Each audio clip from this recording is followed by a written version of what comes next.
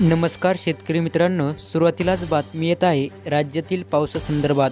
आज रात्री देखील हवामान खात्याने राज्यात जोरदार पावसाचा इशारा दिला आहे।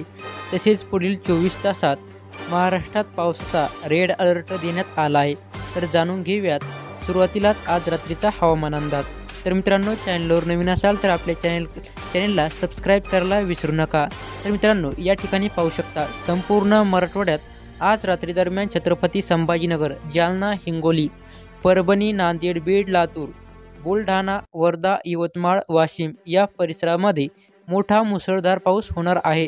त्यासोबतच महाराष्ट्र आणि कोकण किनारपट्टीत देखील आज रात्री आणि मध्यरात्रीला पावसाचा जोर वाढणार आहे।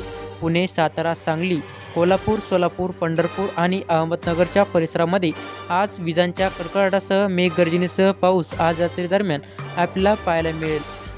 दापोली, सिंधुदुर्ग, राजापूर, सावंतवाडी, कल्याण, डोंबिवली, वाई, विरार, पालघर सर्वत्र परिसरामध्ये आज मध्यरात्री 12 ते 1च्या सुमारास मोठा जोरदार पाऊस होण्याची शक्यता आहे।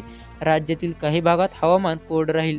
तर मित्रांनो, तसेच उत्तर महाराष्ट्रातील नाशिक, पालघर ते आपले मालेगाव, नंदुरबार, धुळे, जळगाव, चाळीसगाव, मनमाडच्या काही भागामध्ये परिसरामध्ये ढगाळ वातावरणासह हलके मध्यम पावसाचा इशारा देण्यात आला आहे।